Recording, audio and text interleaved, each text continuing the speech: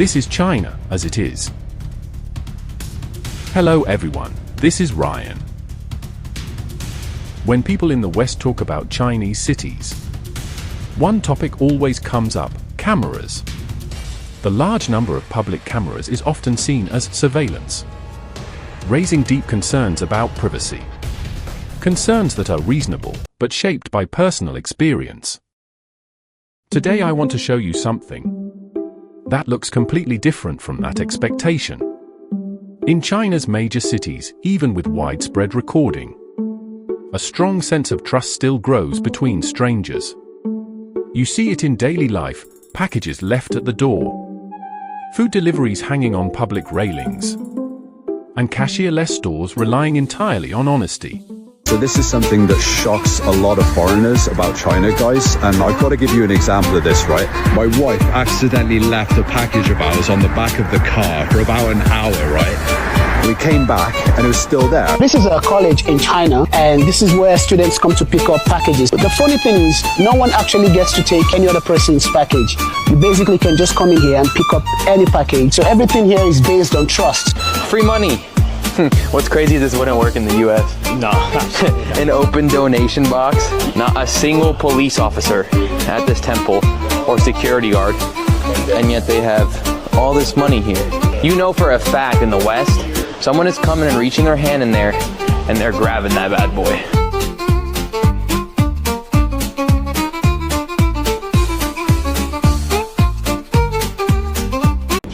Do you want to know how safe and trustworthy China is? This restaurant that I always go to has their egg delivery, their produce and oil, just waiting here for them to open. And this is a busy area too. You know, it's not like there aren't people that come by here all the time, but that is something you would never see.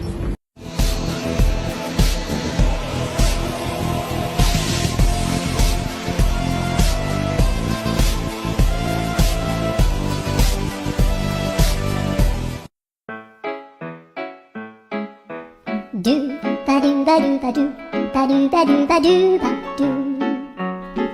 do ba do boo do. So if you're interested in China at all, you've probably heard that people don't steal things as much here, and there's not as much petty crime, and generally it's a very safe place to be. In America, by contrast, you basically can't leave anything anywhere or somebody will take it. So let's do an experiment. I'm at a cafe right now, and I'm going to go to the bathroom and leave my computer, and we're going to see what happens. That's my computer over there. Just left out in the middle of this big cafe. So we're going to see if it's still there when I get back in 5 minutes. And there it is, untouched, not stolen, including my bag and AirPod case. This is the case in China, the case in Japan, in Korea, a lot of places. Definitely not America and definitely not Europe. But imagine what life is like when you can just go to the bathroom and leave a $4,000 laptop somewhere and not worry about it. Here we meet a clear contradiction. If dense surveillance is meant to control people, it should create fear and constant vigilance. Yet reality shows a more open, convenient, and even relaxed public life. This contradiction is where our discussion begins. To understand this contradiction, we need to rethink what these cameras actually do. They don't act like eyes watching you, but more like a digital streetlight system. Streetlights don't listen to conversations. They simply make the environment safer. Cameras here work the same way. Their main output isn't real-time monitoring, but traceability. Anything that happens can be reviewed, making package theft no longer mysterious, but a traceable act with clear consequences. This traceability brings measurable results. Over the past decade, street-level theft and robbery in major Chinese cities have dropped by more than 60%. Clearance rates have risen above 95%, meaning cases are almost always pursued.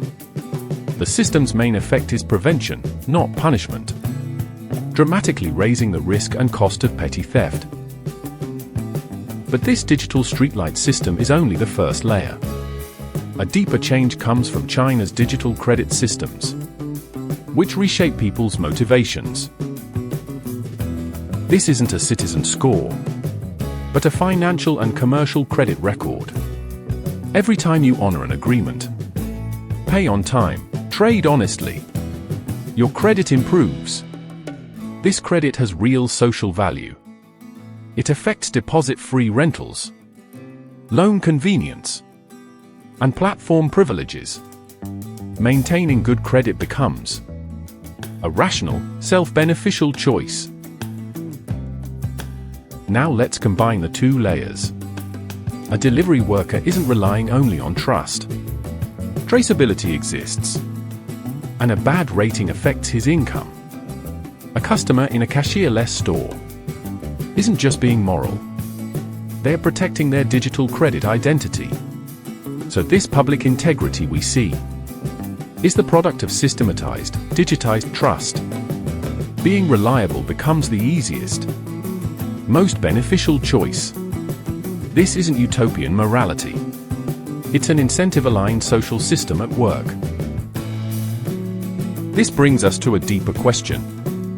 Different societies make different choices between safety and freedom. In cultures that prioritize privacy, safety comes from strong private boundaries. Locks, fences, alarms. Public spaces feel less predictable, so individuals stay alert. In China's system, people make a different trade-off. They give up some anonymity, accept traceability, and gain convenience and lower daily vigilance. A model of building trust outward. The data reflects this difference. In cities where mobile payments exceed 85%, street robberies targeting cash have nearly disappeared. Electronic transactions remove the target. With camera networks and real-name logistics, package loss or theft stays extremely low, far below regions using traditional delivery. There is no simple right or wrong between these two models. They grow from different histories, cultures, and technological paths. Understanding this difference is crucial. It explains why behaviors that seem unsafe elsewhere are normal here. It's not that people aren't afraid of theft, but that theft is costly and irrational, while cooperation is amplified by digital tools. The safety we see is simply the objective result of this design. So the next time we see statistics about the number of cameras, we can think one layer deeper. Technology's meaning depends on the social structure it's embedded in. In China, this dense sensing network is not creating fear, but a public space where mistakes are costly and cooperation becomes rational.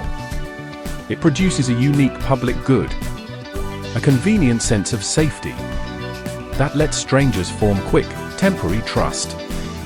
This logic is supported by falling crime rates, rising clearance rates, digital payments, and digitized personal credit. This may be the key to resolving the initial contradiction. It's not a story of right or wrong, but of how technology shapes rules that guide behavior toward cooperation. And this design is written clearly in the streets of these cities, and in the calm confidence of leaving goods for strangers to pay for. The thinking continues. This is China as it is. If you enjoy my videos, please subscribe to the channel, leave a like and a comment, and share your thoughts with me. You can also tell me which sides of real everyday China you'd like to see next. See you in the next episode. Bye-bye. In China, you have a full of cameras, many foreign friends living outside of China and in many foreign social platforms. Oh, you're living in China, you are full controlled, by the government, you have a full of cameras.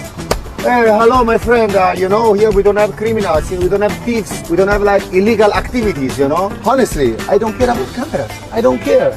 And what? I do my business, I do my things. No one is gonna tell me anything. But you can live in a safe place. That's the reason.